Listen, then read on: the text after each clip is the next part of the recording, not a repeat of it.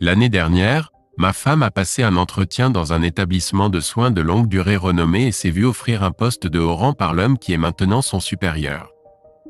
Depuis lors, elle n'a cessé de le louer, le décrivant comme quelqu'un qui donne la priorité à la famille, valorise le succès et croit sincèrement en son potentiel de réussite au sein de l'entreprise.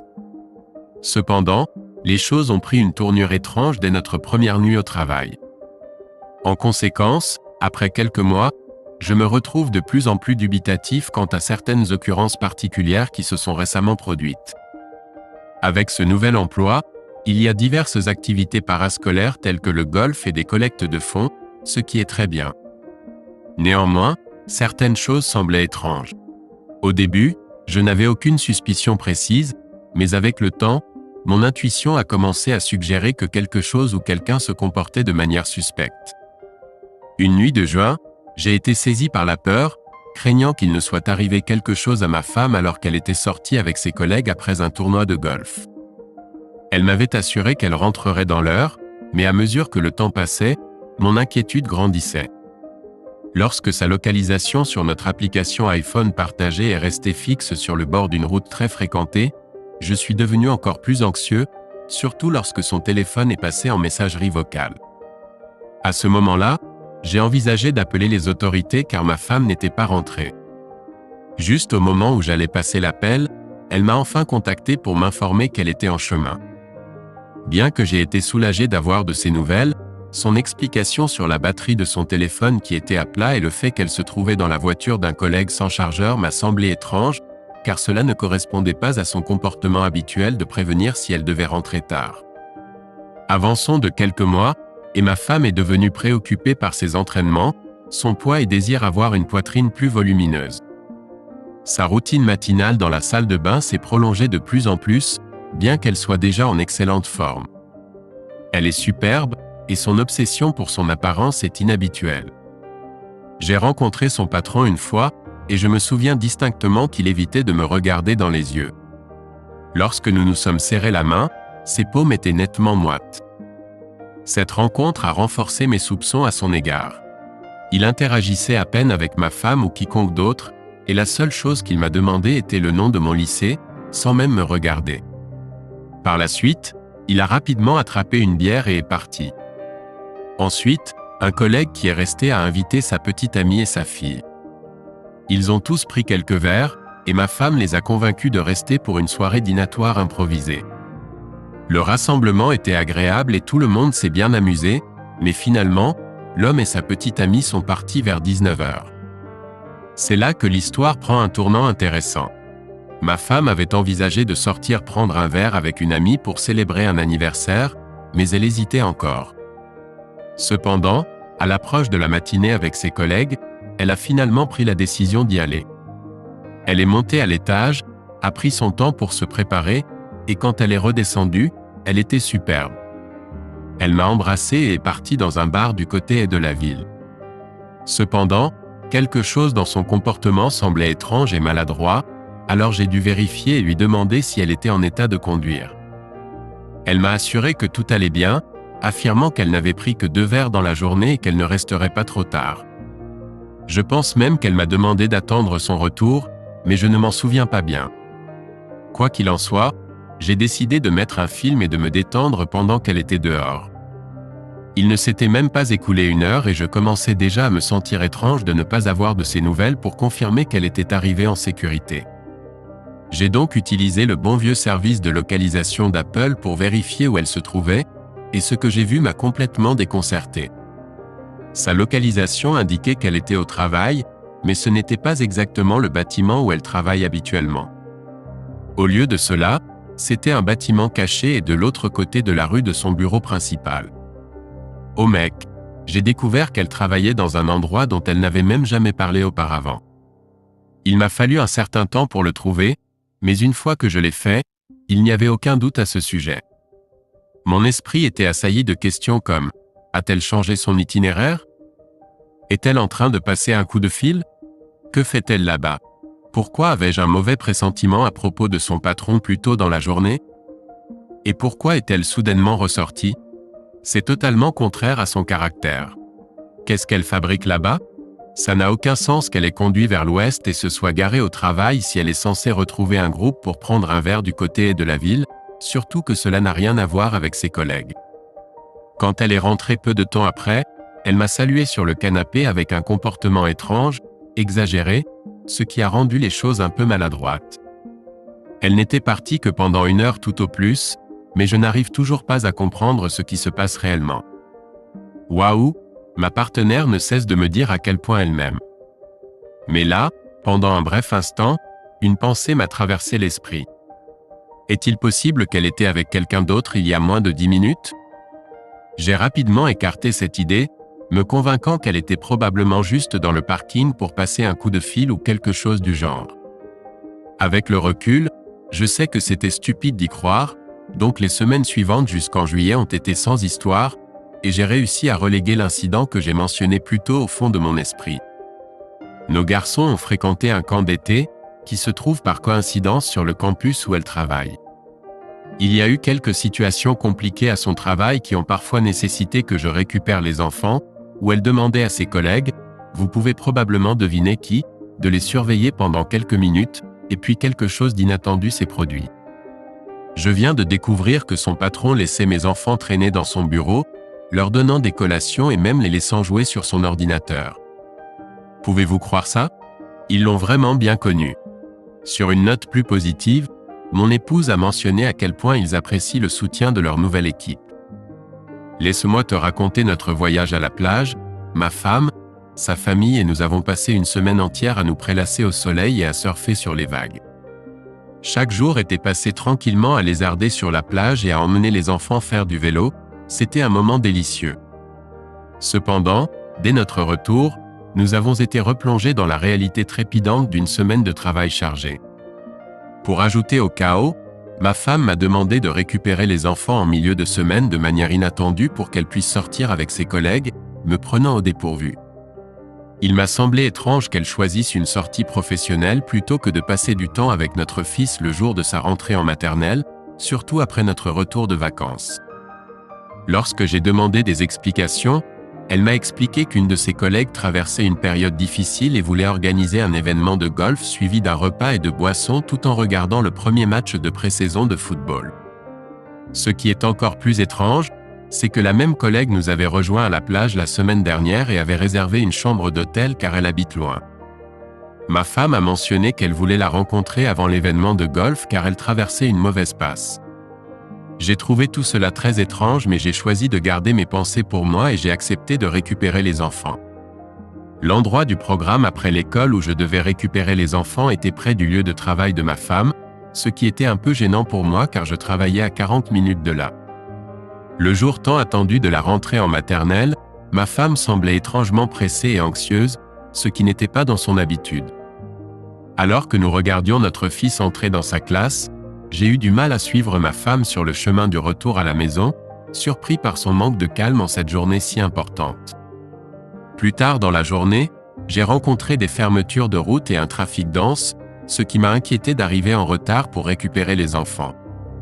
Alors que j'étais assis dans ma voiture, coincé dans les embouteillages, je ne pouvais m'empêcher de me demander pourquoi ma femme agissait ainsi et son absence au moment où j'avais besoin de clarification. J'ai essayé de l'appeler, mais elle n'a pas répondu, me laissant dans une situation délicate car j'étais censé récupérer les enfants. Pourquoi est-ce qu'elle me néglige ? Ne sommes-nous pas une équipe ? Attends, elle se dirige vers un hôtel avant de jouer au golf ? Suis-je stupide ? Cela semble certainement être le cas. Mais non, il n'y a pas de drôlerie. Toute cette situation me fait me sentir si étrange. Oh, je déteste le fait que je vérifie constamment sa localisation dans la circulation. Voilà, ma femme est censée être dans un hôtel dans notre ville, qui est plus loin du terrain de golf qu'elle ne devrait l'être. Naturellement, mon esprit se met à bouillonner et je me dis, elle ne peut pas être là avec son patron, n'est-ce pas ? Mais si c'est le cas, ils sont probablement au bar en train de boire. Pourquoi sont-ils même à l'hôtel ? J'essaie de l'appeler, mais elle ne répond pas, alors j'appelle le numéro de l'après-soin et je découvre qu'elle est censée être là avec sa collègue féminine. Il y a quelque chose de louche, je vous le dis. La personne en charge du programme de garde après l'école m'a assuré qu'il n'y a pas lieu de paniquer et que les enfants iront bien. Ils m'ont conseillé de prendre mon temps et de me rendre là-bas dès que je le peux. En approchant de la sortie de l'autoroute qui mène au lieu de travail de ma femme, où se trouve le programme de garde après l'école, je réalise que mon GPS me dirige vers la sortie juste à côté de l'hôtel où elle séjourne, ce qui est assez curieux. Me voilà donc en train de rouler sur la bretelle, déjà 10 minutes en retard pour récupérer mes enfants. Je suis stupide et j'essaie de vérifier la localisation de ma femme sur mon téléphone en conduisant et de débattre si je devrais juste être en retard de 5 minutes pour récupérer les enfants ou non.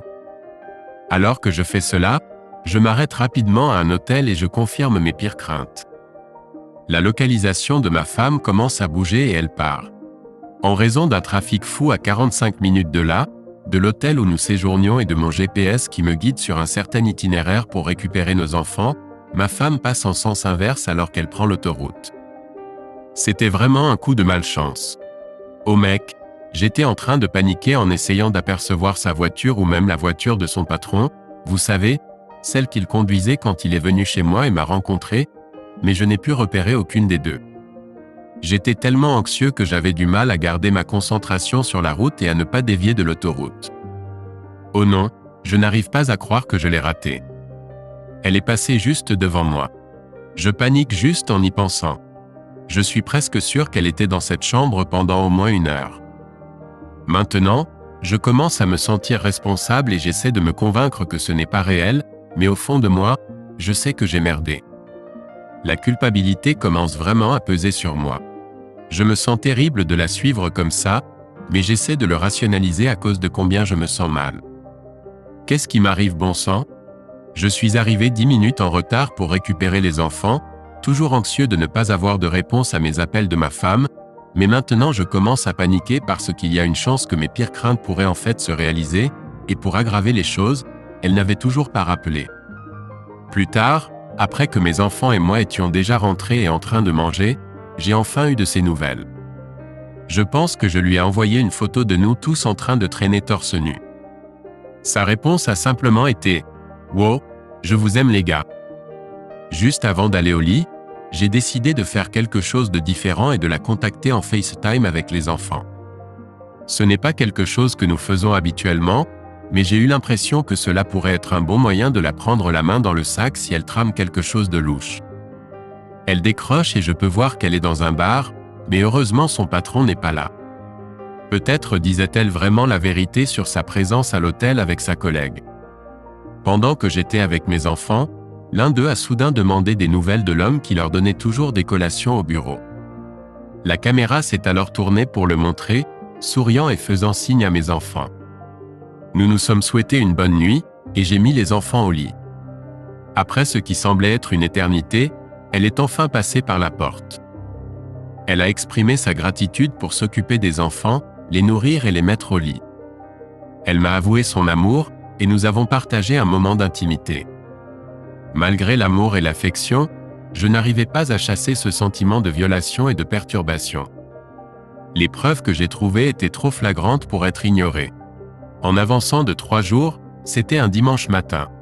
Ma femme et moi avions prévu d'emmener les enfants faire de la randonnée pour la journée. Dès que nous nous sommes réveillés, ma femme a attrapé son téléphone et a commencé à le consulter. À l'époque, je n'y ai pas prêté beaucoup d'attention. Elle est ensuite partie pour sa course matinale habituelle. Pendant ce temps, je suis descendu et j'ai pris son iPad, que nous utilisions tous les deux pour la musique. Étrangement, il avait été mis à jour la veille au soir, mais je n'étais pas sûr que cela soit pertinent par rapport à ce qui s'est passé ensuite. Juste au moment où j'allais ouvrir Apple Music, une notification sur l'iPad a attiré mon attention. C'était un message rempli d'émojis de la part du patron de ma femme. Le message disait quelque chose comme « Salut chérie, bonjour. C'est une si belle journée pour une course. » Je n'avais jamais rien vu de tel sur mon iPad auparavant. Distraitement, j'ai tapoté sur le message, révélant un autre message qui montrait que ma femme lui avait effectivement envoyé un texto dès qu'elle s'était réveillée. Ma réaction immédiate a été la panique, et j'ai rapidement supprimé le message. Avec du recul, je ne sais pas du tout ce à quoi je pensais. Qu'est-ce qui se passait dans ma tête à ce moment-là ? Eh bien, les choses ont pris une tournure, et j'ai découvert des preuves solides que je ne peux pas ignorer. Ma femme est revenue de sa course, et j'étais assez en colère, mais j'ai essayé de rester calme et de ne pas me mettre à crier. Au lieu de cela, je lui ai transmis le contenu du message avec mes propres mots. Elle semblait clairement confuse et perturbée par tout cela.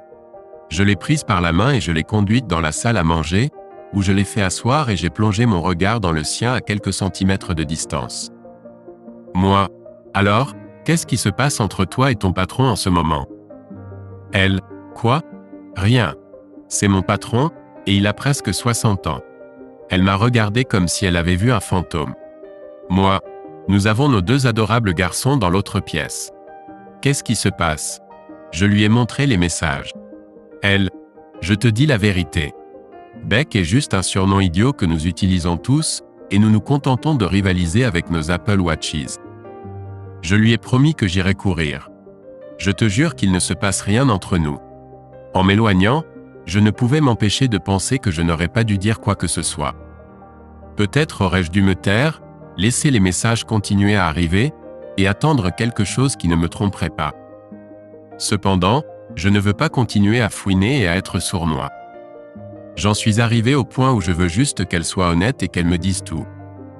Nous sommes donc partis sur le sentier pour notre randonnée, et les choses étaient un peu gênantes, surtout avec son comportement étrange tout le temps. Finalement, nous avons terminé la randonnée, qui a été assez longue et silencieuse, et les enfants se sont endormis pendant le trajet de retour. J'ai pris la décision de la confronter au sujet du message reçu tôt le matin, exprimant à quel point cela me troublait. Je veux dire, qui envoie un message si tôt un dimanche à moins que ce ne soit quelque chose d'important, n'est-ce pas? Quand je lui en ai parlé, elle a immédiatement reconnu la gravité de la situation. Il était évident qu'elle y avait réfléchi toute la journée. Elle n'a pas cherché à le nier. Cependant, elle a nié toute suggestion de méfait. Malgré cela, l'incident à l'hôtel et le mystérieux H-Four continuaient à me tourmenter l'esprit. Plus tard dans la soirée, nous avons partagé une bouteille de vin et avons abordé à nouveau le sujet du message.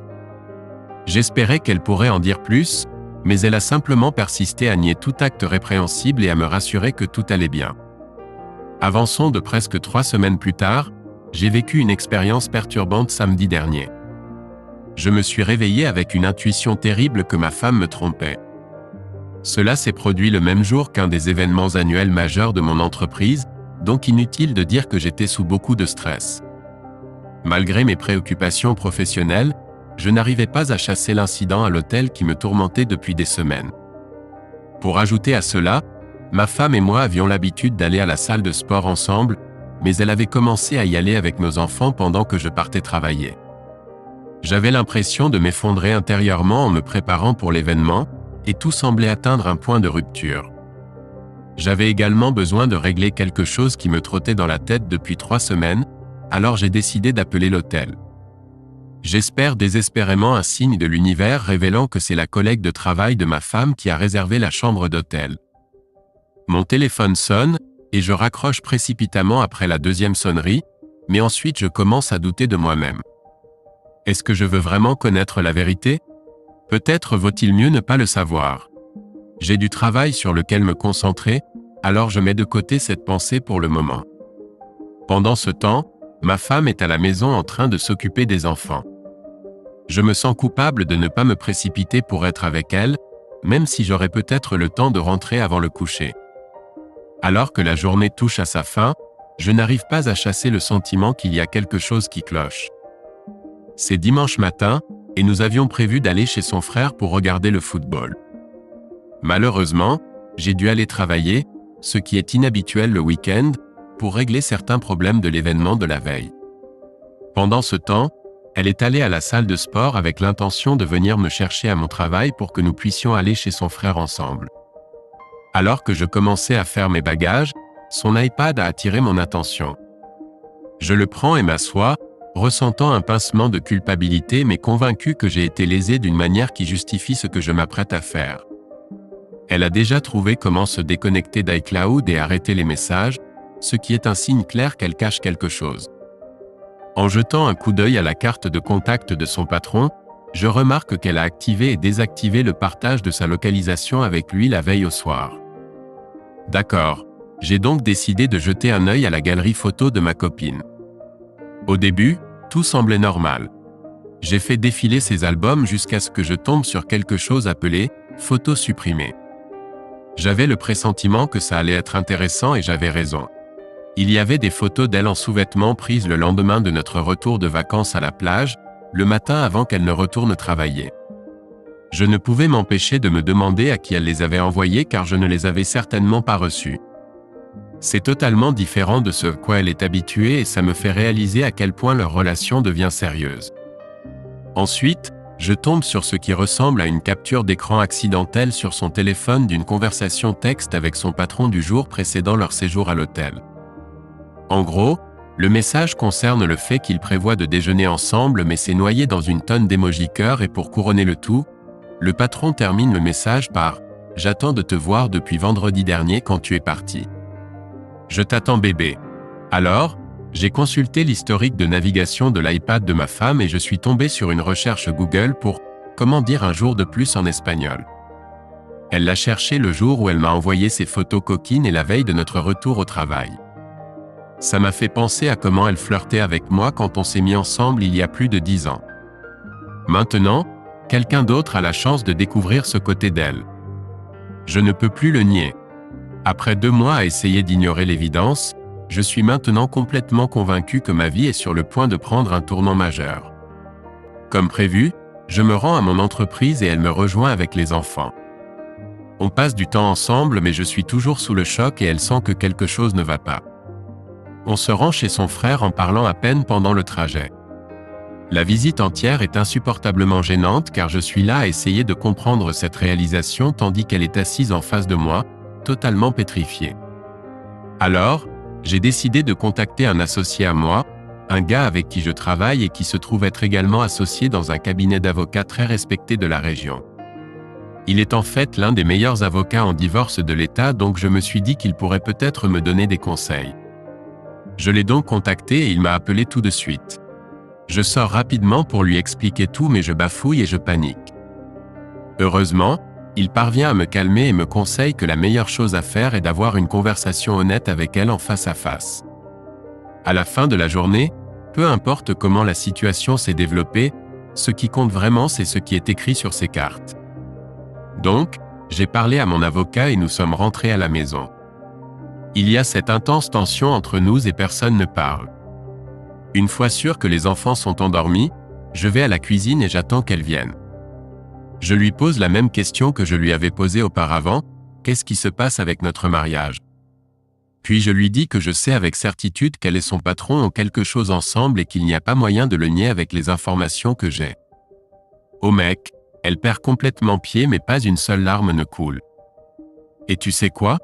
Avant même qu'elle ne confesse quoi que ce soit, elle commence à parler de comment elle s'est sentie éloignée de moi tout l'été. Comme si c'était évident, pas vrai? La première fois que quelque chose d'étrange s'est produit remonte au début de juin et ça se reproduit comme sur des roulettes chaque mois depuis qu'elle a commencé à travailler avec ce type. Ensuite, elle dit qu'ils traînent ensemble mais ne veulent rien admettre de plus. Alors je lui demande directement, « Tu t'es rapproché de lui ?» Pas du tout, certainement pas. Quelque chose s'est-il passé? Pas du tout, je demande à nouveau. Finalement, elle avoue qu'ils se sont embrassés. Je prends un moment pour assimiler cela puis je lui demande où c'est arrivé. Elle bafouille mais je sens qu'elle ne dit pas la vérité. Elle prétend que c'était après le travail. J'insiste. Où exactement?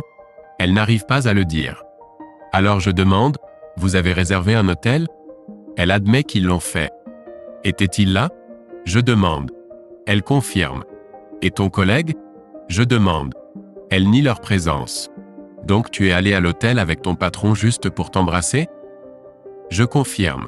Elle affirme qu'il ne s'est rien passé d'autre. Attends, qu'avez-vous fait d'autre alors? Je demande. On a discuté, répond-elle. Parler n'est pas ce que font les adultes, ils deviennent intimes. Tu n'es pas allé à l'hôtel juste pour t'embrasser, je souligne. Elle ne conteste pas mais elle insiste sur le fait qu'il ne s'est rien passé d'autre. Elle prétend qu'elle n'a pas pu se résoudre à le faire. On a eu une longue discussion à ce sujet et c'était assez terrible mais étonnamment, il n'y a pas eu de cris ni de hurlements. Tout au long de la conversation, Elle répétait sans cesse « Je te veux, je veux ça, je veux nous », je ne sais pas ce que je pensais. Elle a avoué même si elle a créé une certaine distance entre nous, il n'y avait rien de vraiment grave dans notre mariage. Nous sommes partis en vacances, avons eu une vie sexuelle épanouie, élevé nos enfants et sommes sortis en rendez-vous. Il m'a fallu environ 30 minutes pour tout assimiler et ça m'a frappé comme une tonne de briques. Laisse-moi comprendre. Tu voulais que je quitte mon travail plus tôt pour aller chercher nos enfants au programme après l'école, qui se trouve être là où tu travailles avec ce type. Et tout ça pour que tu puisses aussi partir plus tôt pour aller à l'hôtel avec lui et te rapprocher. Et tout ça a été planifié alors que nous étions en vacances ensemble avec sa famille et tu as omis commodément le fait que c'était aussi le premier jour de maternelle de notre fils. Je me souviens avoir vu le message de H6 où il attendait avec impatience qu'elle vienne. Ils avaient planifié cette intimité depuis un moment et je me souviens avoir entendu parler de l'hôtel pendant nos vacances. Ce n'était pas une décision prise sur un coup de tête. Cette conversation n'avance absolument à rien et ça me donne l'impression d'être coincé dans un nouvel enfer. C'est le dernier endroit sur Terre où je veux être en ce moment. Finalement, nous allons tous les deux nous coucher mais quand elle commence à me câliner, ça me donne la chair de poule. Je me sens dégoûté, violé et complètement vide. Je passe les 3 heures suivantes à rester éveillé, comme dans un état second. Je n'en peux plus alors je me tourne vers Internet en espérant trouver des histoires à succès sur des couples qui ont traversé la même chose et en sont sortis grandis. Waouh, il n'y a pas moyen de contourner ça. Cette situation est difficile. Il s'agit de reconnaître que les choses ne peuvent pas revenir à la normale et qu'il est temps d'avancer, même s'il est difficile de laisser aller des choses comme l'argent, les enfants, l'amour et les souvenirs. C'est absolument affreux et désespérant. La nuit dernière, je n'ai pas pu dormir et je me suis surpris à envisager le divorce. Mon esprit était dans tous les sens et j'avais l'impression d'avoir été heurté par un train de marchandises. Je ne savais pas quoi faire ou dire quand mon partenaire s'est réveillé et m'a demandé ce qui se passait. J'ai enfin abordé le sujet du H2 avec elle, et cela a confirmé mon intuition initiale. Elle ne pouvait plus le nier, et son excuse selon laquelle cela venait de commencer n'était plus valable. Je l'ai directement confrontée, lui faisant savoir que je savais qu'elle avait été à cet endroit avec lui. Elle a admis qu'ils avaient seulement discuté dans la voiture, mais qui sait ce qui s'est réellement passé. Cela démontre qu'il y a plus dans cette situation que ce qu'elle m'a révélé. Dès qu'elle est entrée dans la douche, j'ai complètement perdu le contrôle. J'avais réussi à me contenir toute la nuit, mais dès que je me suis réveillé, je me suis effondré. J'ai réalisé qu'un de mes fils était déjà réveillé et utilisait le pot dans la pièce à côté. Il se débrouillait si bien avec la propreté, et j'étais inquiet qu'il m'ait entendu pleurer. Je me suis effondré par terre et j'ai pleuré devant lui. Voir un de nos fils doux et innocent, complètement ignorant du monde et si influençable, m'a complètement bouleversé. Comment quelqu'un peut-il être si peu attentionné et égocentrique pour oublier ce précieux enfant dont nous avons la charge? Ensuite, notre autre fils est entré et a vu son père à genoux tenant son petit frère et sanglotant. Je n'arrivais pas à croire ce que ma vie était devenue en un seul instant. Tout avait soudainement changé. J'ai enfin rassemblé la force de me lever et de descendre faire du café. Mon partenaire n'a aucune idée de ce qui se passe dans ma tête. J'ai passé une nuit agitée, à retourner dans tous les sens, et à me demander si je peux passer outre ce qui se passe entre nous. C'est comme si tout ce que nous avions tant travaillé à construire ensemble avait été vain. J'ai même mentionné le mot divorce dans l'émotion du moment, mais je ne sais pas quoi faire. Nous sommes restés là avec nos enfants, essayant de prendre le petit déjeuner et de faire face à l'avenir incertain qui nous attend. C'était définitivement gênant entre nous. J'ai fait une promenade avec mon fils aîné jusqu'à son école, qu'il venait de commencer il y a 3 semaines en maternelle. C'était le même jour où ma femme avait prévu de partir en escapade romantique avec son patron. J'ai dû garder un visage courageux et retenir mes larmes. Il m'adore, et ça me fait mal de le voir grandir si vite. Alors que je me tenais là, j'ai vu d'autres parents entrer, certains se tenant la main et semblant heureux. C'est incroyable à quel point ma vie a changé en seulement 12 heures. Oh, je n'arrive pas à croire que j'ai oublié de mentionner que ma femme traverse cela depuis un certain temps maintenant, bien que cela ne fasse que quelques semaines depuis le dernier incident à l'hôtel. Elle m'a dit qu'elle a annulé son prochain voyage d'affaires en Californie avec lui, celui que je redoutais depuis des semaines. En plus de cela, elle se retire d'un programme qui l'obligeait à travailler étroitement avec lui. Apparemment, ils seront désormais à des étages opposés du bâtiment. Honnêtement, je ne sais pas quoi penser de tout cela. Eh bien, me voici, piégé dans cette situation. L'idée de rompre me fait plus mal que d'endurer cette situation actuelle. Je n'arrive pas à me concentrer sur quoi que ce soit. Mon travail en souffre, et je n'arrive même pas à me résoudre à manger.